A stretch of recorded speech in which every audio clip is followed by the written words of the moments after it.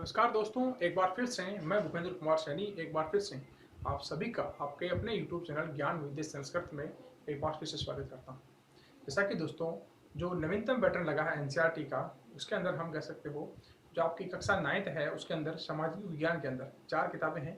उसके अंदर एक बुक से आपकी समकालीन भारत, कौन सी? समकालीन बुक। सामाजिक विज्ञान की 4 बता के ध्यान रखना, सामाजिक विज्ञान की 4 पुस्तकों की बात कर रहा हूँ।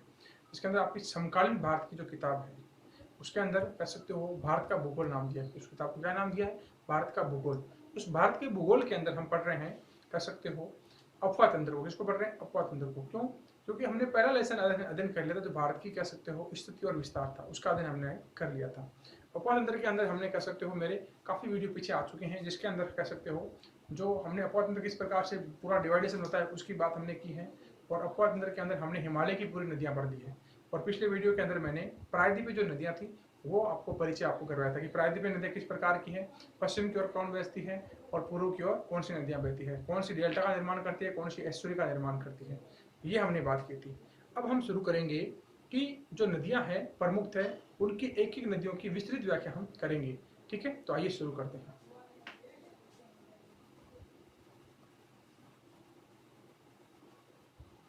ये भाई कभी नहीं चलता, कभी तो पता।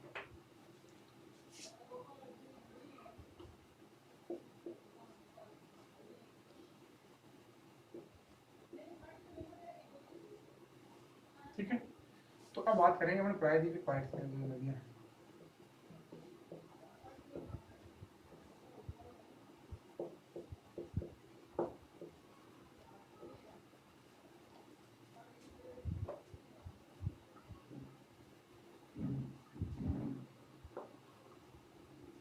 इन नदियों के अंदर बात करेंगे अपन सर्वप्रथम नर्मदा नदी की। नर्मदा नदी की, ठीक है। नर्मदा नदी की बात करें तो पहली बात कि यह बहती कहां से है? अमरकंटक की पहाड़ी।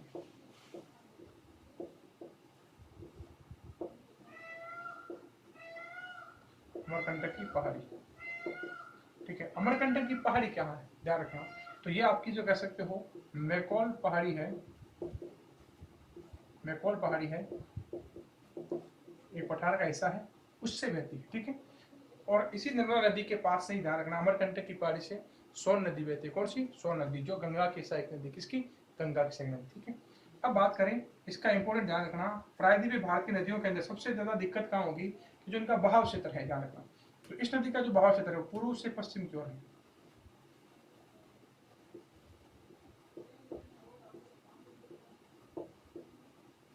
बहाव क्षेत्र पूर्व से पश्चिम की ओर, ठीक है। बहाव क्षेत्र पूर्व से पश्चिम की ओर है। तो ये नदी स्वाभाविक बात है डेल्टा या एस्टुरी किसका निर्माण करेगी, बताइए। देखिए किसका करेगी? डेल्टा का निर्माण करेगी, नहीं एस्टुरी का करेगी। किसका करेगी? एस्टुरी या जवार नदमुख का निर्माण करेगी। अब ये एस्टुरी जवाहर नदमुख क्या है, मेरे पीछे की वीडियो देखेंगे तब आपको पता चल जाएगा, इसके बारे में मैंने बता रखा है, ठीक है। अब बात करें कि जो ये नदी है गार्ज का निर्माण करती हुई किसके अंदर? मध्य प्रदेश के अंदर।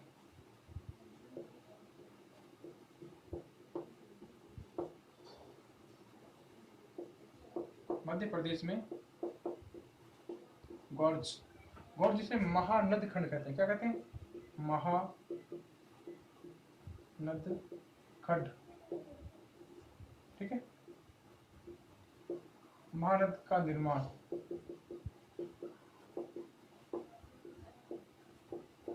करती है, ठीक है। और इसी नदी पर एक जलप्रपात बना है जिसे कहते हैं धुआंधार जलप्रपात।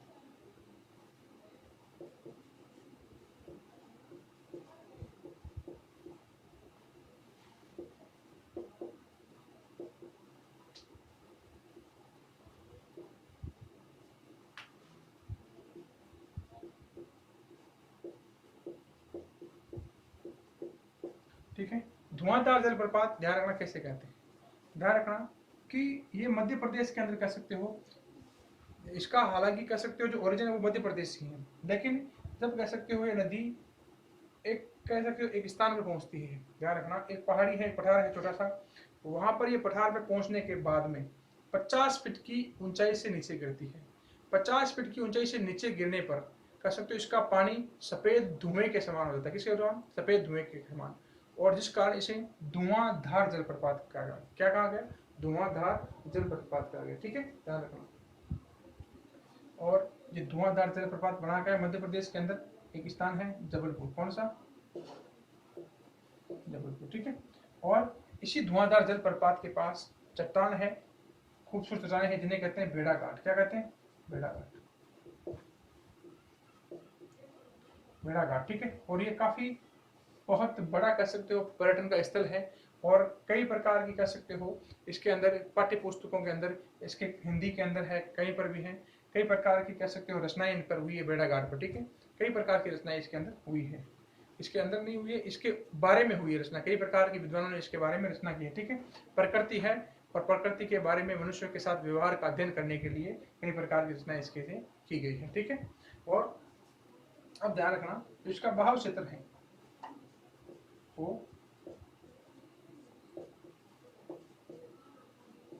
ये मध्य प्रदेश से बहती हुई गुजरात,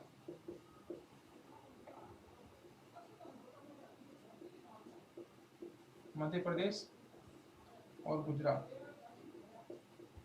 मध्य प्रदेश गुजरात से बहती हुई खंबात की खाड़ी से होती हुई बंगाल की खाड़ी के अंदर गिरती है। कहां पर? बंगाल की खाड़ी के अंदर, ध्यान रखना। ठीक है, तो भाव क्षेत्र कहां हो गया? मध्य प्रदेश और गुजरात। ठीक है, दो इसके अंदर भाव क्षेत्र है। ठीक है, अब बात करते हैं कि जो मध्य प्रदेश की सरकार है, कौन सी? मध्य प्रदेश की जो सरकार है, इसने प्रोजेक्ट चलाया। किसने? मध्य प्रदेश सरकार ने।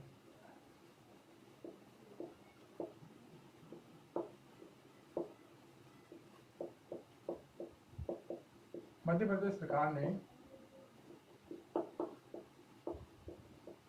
एक प्रोजेक्ट चलाया है, इसका नाम क्या आता है? नमामि देवी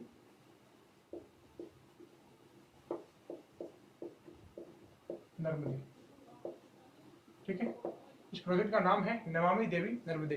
ये किसने चलाया गया था? ये चलाया गया है जो आपकी नर्मदा नदी है, इसको स्वच्छ रखने के लिए। किस रखने के लिए? स्वच्छ रखने के लिए।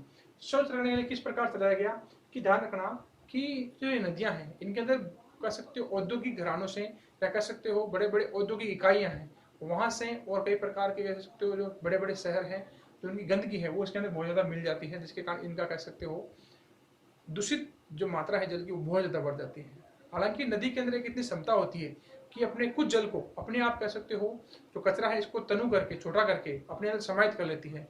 लेकिन कचरा बहुत ज्यादा होने के कारण कह सकते हो जो इसका आयतन है वो भी काफी कर जाता है, जिसके कारण कह सकते हो जो इसका आयतन है उससे बाहर बढ़ने लगती है। क्या कर लेती है? बाहर बढ़ने लगती है, फिर इसके अंदर बाढ़ भी आ सकती है। ठीक है, और इसी नर्मदा नदी पर ध्यान रखना कि अभी हाल ही में एक कह सकते हो आपका कह सकते हो statue of unity, statue of unity,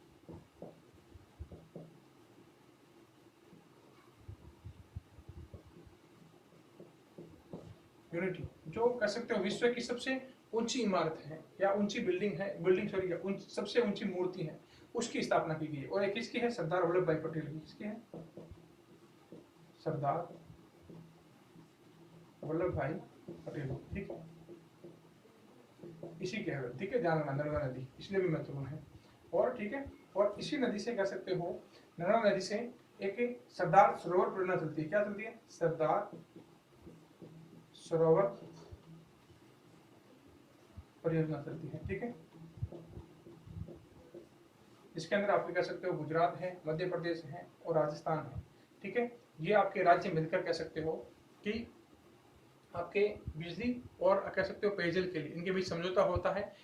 इसके कारण कह सकते हो इन जो राज्य हैं इनको बिजली और पेयजल कह सकते हो सिंचाई की आपूर्ति इनको अलग अलग राज्यों को होती है। ठीक है, तो इस प्रकार से कह सकते हो अपनी नदी थी नर्मदा नदी। कौन सी? नर्मदा नदी। मैं फिर आपको नर्मदा और ताप्ती नदी साथ में मैप में बढ़ाकर बताऊंगा, कौन सा? नर्मदा और ताप्ती को। ठीक है, लेकिन आप इस प्रकार इसको नोट कीजिएगा। ठीक है, तो ये आपकी कौन सी नदी थी? नर्मदा नदी। ठीक है, अब आशा करता हूँ आपने नोट कर लिया होगा। मैं इसको साफ कर देता हूँ। अपनी जो ताप्ती नदी, कौन सी ताप्ती नदी, उसकी बात करते हैं।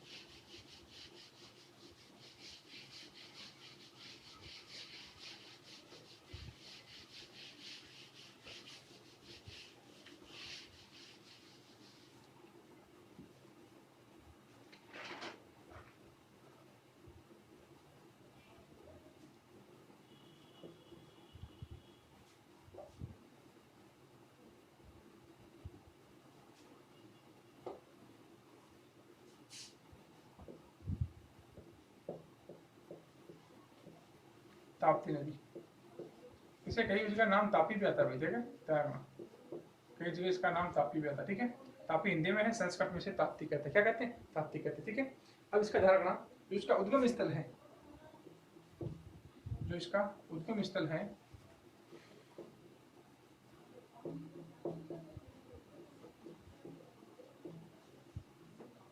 वो है मध्य प्रदेश के अंदर जो बैतूल जिला है। कौन सा? मध्य प्रदेश के अंदर जो बैतूल जिला है, वहां पर बनी है सतपुड़ा की पहाड़ियां।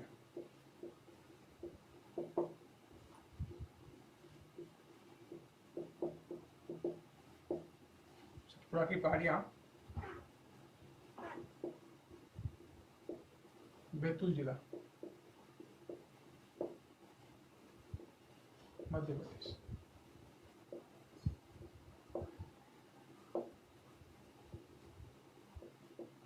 ठीक है, यहां से इसका ओरिजिन है, उद्गम स्थल है। कहां से? ठीक है, अब ध्यान रखना कि ये सतपुड़ा पहाड़ के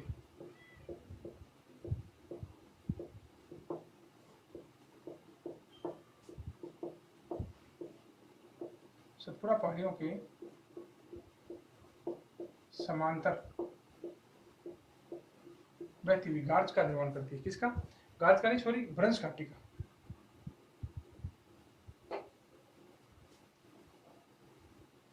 ऐसा लिख लो, सतपुड़ा पहाड़ियों में ब्रज घाटी का निर्माण करती है। ठीक है, ये ब्रज घाटी का निर्माण करती है। कहां पर? सतपुड़ा के अंदर। सतपुड़ा जो घाटी है, कह सकते हो पहाड़ी है आपकी, उसके अंदर ब्रज घाटी का निर्माण कर देती है। कौन सी नदी? ताप्ती नदी। ठीक है, और ध्यान रखना इसका भाव चित्र है वो भी किस ओर है? ध्यान रखना, ये आपकी पश्चिम की ओर बहती है। कहां बहती है?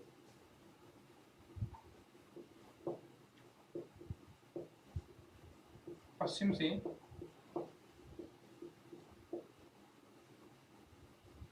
नहीं, सॉरी, पूर्व से पश्चिम में, पूर्व से पश्चिम की ओर बहती है।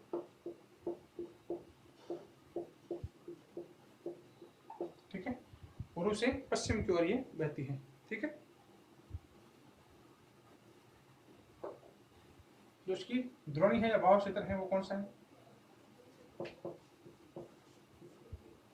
द्रोणी, वो कौन कौन है? पहली बात तो है मध्य प्रदेश। कौन सा? मध्य प्रदेश। मध्य प्रदेश के बाद में बहने से ये आपकी गुजरात और महाराष्ट्र,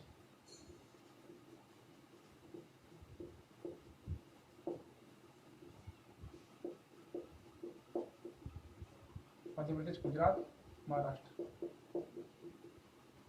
ठीक है, और इसी नदी के किनारे कह सकते हो गुजरात का एक शहर है जो सूरत, सूरत शहर इसी नदी के किनारे स्थित है।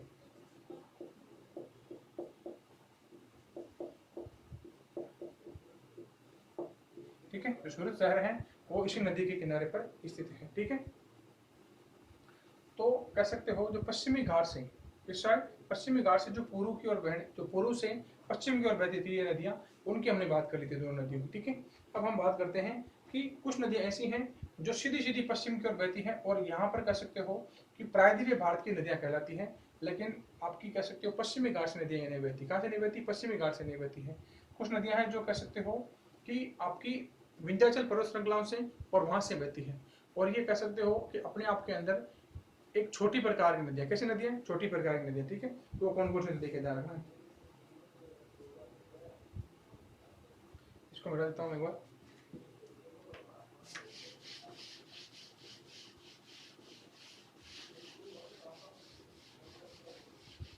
कुछ नदियां हैं जो पश्चिम की ओर बहती है। किस साइड बहती है? पश्चिम की ओर। तो मैं लिख रहा हूँ यहाँ पर पश्चिम की ओर बहने वाला नदी।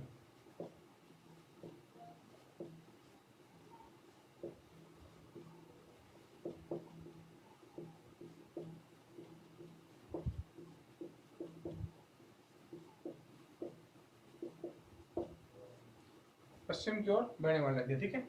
इसके अंदर प्रमुख प्रमुख नाम आते हैं। एक तो आता है आपका साबरमती। किसका आता है? साबरमती का। एक आता है माहिका, ठीक है। साबरमती, ठीक है। साबरमती की ओरिजिन की बात करें तो इसका जो ओरिजिन है वो राजस्थान के अंदर कह सकते हो जो अरावली है वहां से इसका ओरिजिन होता है। और ये कह सकते हो गुजरात की मुख्य नदी। किसकी नदी है? गुजरात की।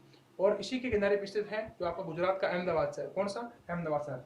और महात्मा गांधी का संबंध भी इस नदी से रहता है, ठीक है। तो आप ध्यान कर लेना या आप नोट डाउन कर लेना इसको। साबरमती नदी है। फिर मैं ओरिजिन वगैरह नहीं लिखा रहा इसका, क्योंकि आपके सिलेबस के अंदर 9th के अंदर इतना नहीं दिया गया है। जिसको लिखना हो एक्स्ट्रा वो मेरे जो बोली हुई चीजें हैं वो लिख सकता है, ठीक है। साबरमती है। फिर आपकी माही। कौन सी? माही। तो माही का उद्गम है ये मध्य प्रदेश से होता है। माही का मध्य प्रदेश से उद्गम होता है और राजस्थान के अंदर यू आकार की स्थिति लेती है। किस प्रकार से? यू आकार की। और फिर से ये कह सकते हो आपकी गुजरात के अंदर मिल जाती है। कहाँ पर? गुजरात के अंदर, ठीक है। तो यू आकार की आकृति बनाती है। और आपकी जो 23 डिग्री कह सकते हो जो आपकी उत्तरी अक्षांश है या कह सकते हो जो कर्क रेखा है इसको 2 बार काटती है नदी। कौन सी? माही नदी, ठीक है। इस प्रकार से, ठीक है। फिर इसके अंदर आती है पेरियार नदी। कौन सी? पेरियार। पेरियार जो केरल के अंदर, कहाँ पर? केरल के अंदर नदी बहती है। कहाँ पर? ध्यान रखना, केरल के अंदर, ठीक है। और एक नदी है कौन सी? भारतपुजा, ठीक है। इस प्रकार से आपको ध्यान रखना, ठीक है। अब मैं आपको करा देता हूं जो नर्मदा है और ताप्ती है उनका एक बार मैप के द्वारा आपको बता देता हूँ किस प्रकार से ब्रंश घाटियां बनाती हैं, किस प्रकार से किस पर्वत को क्या क्या क्या किस प्रकार ब्रंश घाटियां, ठीक है। छोटा सा मैं बना के बताता हूँ आपको।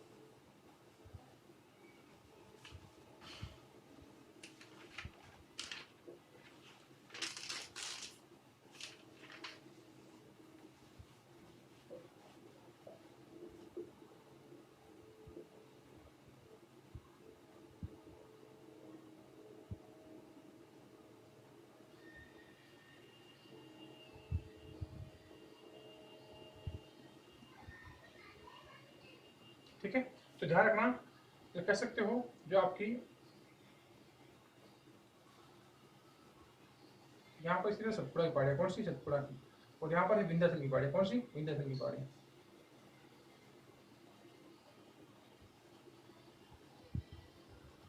ये आपकी कौन सी है? विंध्याचल, जो आपकी एमपी में है, ठीक है। और ये आपकी सतपुड़ा कौन सी है? मैं इसको यहाँ लिखता हूँ सतपुड़ा को,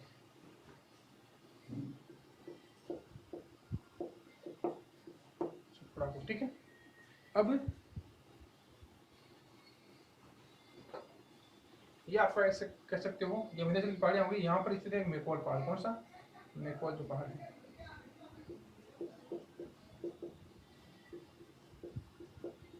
मेकोल पहाड़ की एक चोटी है, इसे कहते हैं अमरकंटक। कौन से कहते हैं? अमरकंटक।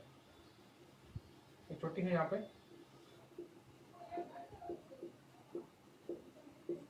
अमरकंटक। अमरकंटक से उद्गम होता है, ओरिजिन होता है आपका इसका, ध्यान रखना,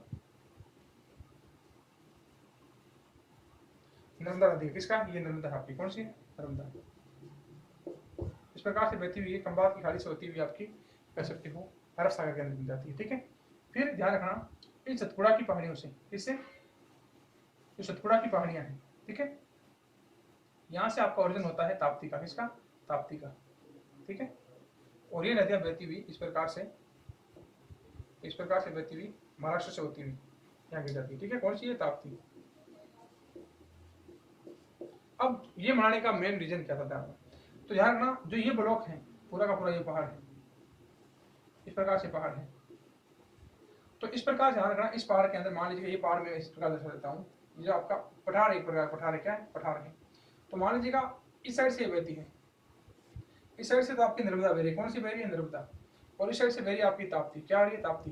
तो एक प्रकार से कह सकते हो इन्होंने भ्रंश घाटी बना दी, क्या बना दी? भ्रंश घाटी। क्या बना दी? भ्रंश घाटी। और तो यह पहाड़ अपना क्या कहलाएगा? ब्लॉक पर्वत। क्या कहलाएगा? ब्लॉक पर्वत। और भारत में एकमात्र ब्लॉक पर्वत का जो उदाहरण है वो कौन सा है? सतपुड़ा की जो पहाड़ी है, कौन सा? सतपुड़ा की पहाड़ी। ये एकमात्र ब्लॉक पर्वत का उदाहरण है। इस प्रकार से मेरा यही उदाहरण, ये आपका रीजन था मेरा कि आपको इस प्रकार से ध्यान में आए, क्योंकि कई बार भी आप अगर अगली क्लासों में पढ़ेंगे या आप जो कह सकते हो कंपटीशन एग्जाम पढ़ेंगे, तो इस प्रकार से आपको इसको ध्यान में करना होगा, किस प्रकार से इनका ओरिजिन होता है, किस प्रकार से किस प्रकार का निर्माण करती है। तो एक गार्ड का निर्माण करती है कई प्रकार से, गार्ड नहीं सॉरी भ्रंश घाटियों, किसका? भ्रंश घाटियों का। और यहीं पर ध्यान रखना, कह सकते हो जो आपका राजस्थान है, राजस्थान के पास में कह सकते हो आपका गुजरात लगता है, गुजरात और मध्य प्रदेश, यहाँ पर सरदार सरोवर परियोजना संचालित है। और एक कह सकते हो ताप्ती नदी, कौन सी? ताप्ती नदी, जो भ्रंश घाटी बन जाती है। और यहीं पर गुजरात का जो आपका कह सकते हो गुजरात का जो शहर है सूरत, ये स्थित है, ठीक है, ध्यान रखना। तो इस प्रकार से हमने बात कर लेती है इन नदियों की, ठीक है। अब हम बात करेंगे जो प्रायद्वीपीय भारत के अंदर कह सकते हो बाकी जो नदियां हैं उनकी चर्चा करेंगे, ठीक है। तो इसको मैं एक बार रब कर देता हूँ।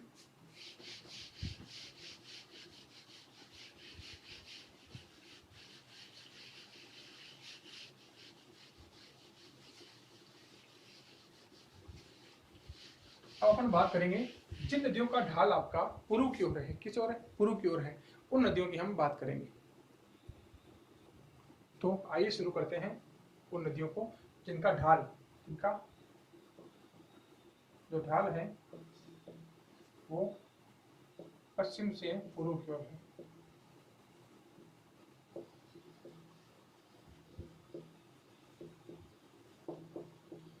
ठीक है, पश्चिम से पूर्व की ओर है। जो पहले जो नदियां पढ़ी हमने, जैसे ताप्ती है, नर्मदा है, उनका ढाल किस तरफ था? पूर्व से पश्चिम की तरफ था। इनका ढाल पश्चिम से पूर्व की तरफ है, क्योंकि जो ये भूमि है नीचे वाली, जो कह सकते हो प्रायद्वीपीय भूमि है, इसका ढाल भी पूरा का पूरा कहाँ है? पूर्व, कह सकते हो पश्चिम से पूर्व की ओर है। किस साइड है? पूर्व, पश्चिम से पूर्व की ओर, ठीक है। अब बात करते हैं नदियों के अंदर, जो पहली नदी आएगी अपनी वो कौन सी आएगी? गोदावरी नदी। कौन सी? गोदावरी।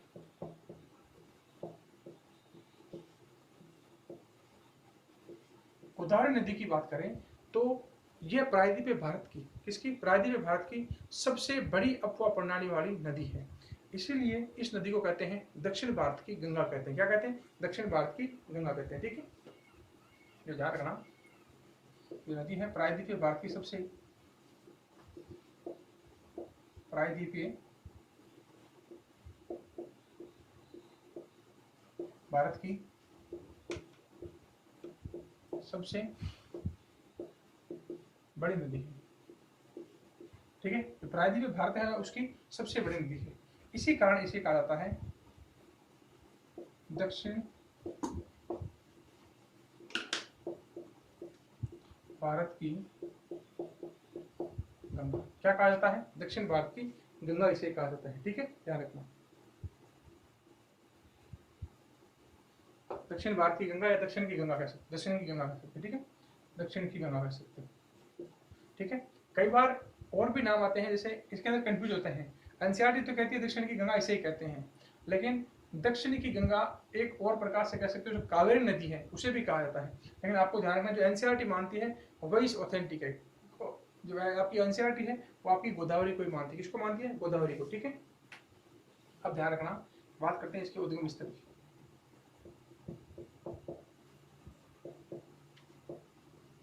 जो इसका उद्गम स्थल है वो पश्चिमी घाट से है। कहां से है? पश्चिमी घाट से। और पश्चिमी घाट में कहां से, ध्यान रखना, पश्चिमी घाट के अंदर कह सकते हो जो नासिक है, कौन सा? नासिक, वहां से इसका ओरिजिन है, ठीक।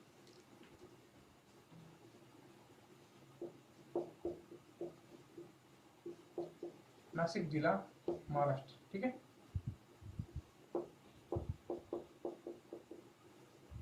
यहां से इसका ओरिजिन है, कहां से? पश्चिमी घाट से, ठीक है। ध्यान रखें।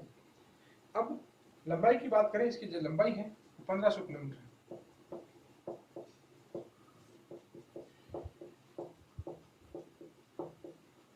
लंबाई कितनी है इसकी? 1500 किलोमीटर। और कह सकते हो जो प्रायद्वीपीय नदियां हैं उसके अंदर सबसे बड़ा उपद्वीप इसका है।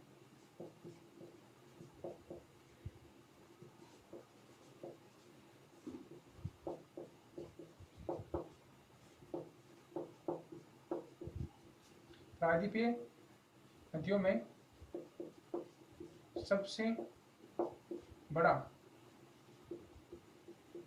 अपवाद्रोणी है इसकी, ठीक है। प्रायद्वीपीय भारत की नदियां हैं बाकी की, उनके अंदर सबसे बड़ा जो अपवाद्रोणी है वो उसी नदी की है, ठीक है। अब इसकी जो द्रोणी है वो कहाँ कहाँ पे फैली, ठीक है, किन किन राज्यों में है। इसकी द्रोणी है वो कहाँ कहाँ फैली।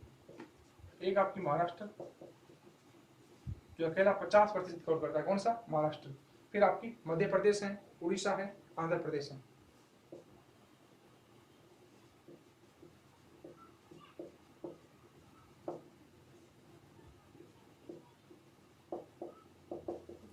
उड़ीसा जिसे ओडिशा भी कहते हैं, और आपका आंध्र प्रदेश।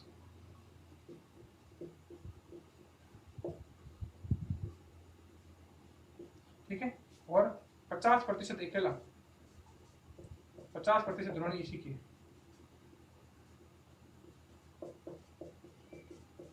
ठीक है, 50% द्रोणी है वो आपकी किसकी है? महाराष्ट्र अकेले जिले की। ठीक है, ध्यान रखना इस नदी के बारे में, ये इम्पोर्टेंट। ठीक है,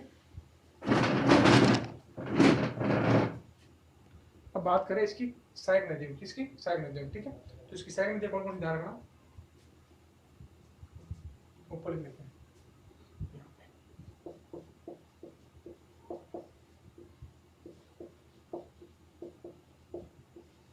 उसकी सहायक नदियां हैं वो है पूर्णा, वर्धा और आपकी प्रांतिया, मांजरा, वैनगंगा।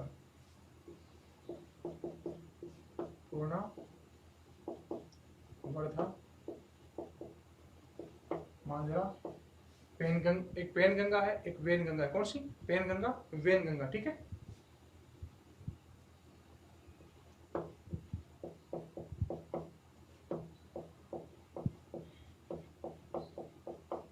पेनगंगा और वैनगंगा। और ध्यान रखना ये जो तीन सबसे नदियां हैं ये सबसे बड़ी कह सकते हो इनकी सहायक नदियां हैं। ठीक है, ध्यान रखना, पेनगंगा और वैनगंगा और मांजरा, ये तीन जो नदियां हैं इस नदी की सबसे बड़ी सहायक नदियां। ठीक है, तो ये आपकी थी कौन सी नदी? गोदावरी नदी। गोदावरी नदी जिसे कहते हैं दक्षिण की गंगा कहते हैं। क्या कहते हैं? दक्षिण की गंगा। किस कारण कह सकते हो कि प्रायद्वीपीय नदियों के अंदर जो सबसे बड़ा अपवा तंत्र है वो इसी नदी का है। किसका है? गोदावरी नदी का। तो ये उद्गम स्थल इसका कहाँ से होगा भाई? पश्चिमी घाट से। कहाँ से? पश्चिमी घाट से। और पश्चिमी घाट के अंदर भी कह सकते हो जिसको हम उत्तर सह्याद्री कहते हैं। क्या कहते हैं? उत्तर सह्याद्री। और मैंने बताया था पिछले वीडियो के अंदर कि जो पश्चिमी घाट है इसको दो भागों में बांटते हैं। थोड़ा देखिए जो अक्षांश है इसको उत्तरी सह्याद्री और दक्षिणी सह्याद्री के अंदर विभाजित करता है। जहाँ पे कह सकते हो ये पश्चिमी घाट के अंदर कह सकते हो उत्तरी जो इलाका है वहां से निकलती है। किस जिले से? नासिक के, महाराष्ट्र से। ठीक है, फिर लंबाई इसकी 1500 किलोमीटर। कितनी? 1500 किलोमीटर, जो सबसे बड़ी है। ठीक है, अपद्रोणी कहाँ कहाँ फैली है? महाराष्ट्र के अंदर 50% है, मध्य प्रदेश, उड़ीसा और आंध्र प्रदेश के बाद में ये बंगाल की खाड़ी के अंदर गिरती है। कहाँ गिर जाती है? बंगाल की खाड़ी। ठीक है, लास्ट इसका स्थान। बात करें इसकी सहायक नदियों की तो कौन सी है? पूर्णा है, वर्धा है, मांजरा है, पेनगंगा है और वैनगंगा है। ये इसकी प्रमुख रूप से कह सकते हो सहायक नदियां हैं। और सहायक नदियों के अंदर जो तीन सबसे बड़ी नदियां हैं वो है मांजरा, पेनगंगा और वैनगंगा। ठीक है, तो ये अपनी थी कौन सी? आपकी कावेरी नदी। कौन सी? सॉरी, गोदावरी नदी। कौन सी? गोदावरी। तो इसके बाद में हम जो बाकी नदियां हैं उनका भी अध्ययन करेंगे। तो दोस्तों, आपको ये वीडियो अच्छा लगे तो वीडियो को ज़्यादा से ज़्यादा शेयर कीजिएगा। और कोई किसी प्रकार की कोई क्वेरी हो या किसी प्रकार की कोई मानवीय त्रुटि हो तो आप कमेंट बॉक्स में अवश्य लिखिएगा। चैनल को ज़्यादा से ज़्यादा सब्सक्राइब कीजिएगा।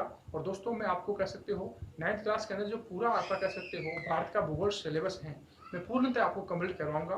किसी भी प्रकार का वो टॉपिक मैं आपको नहीं छोड़ूंगा।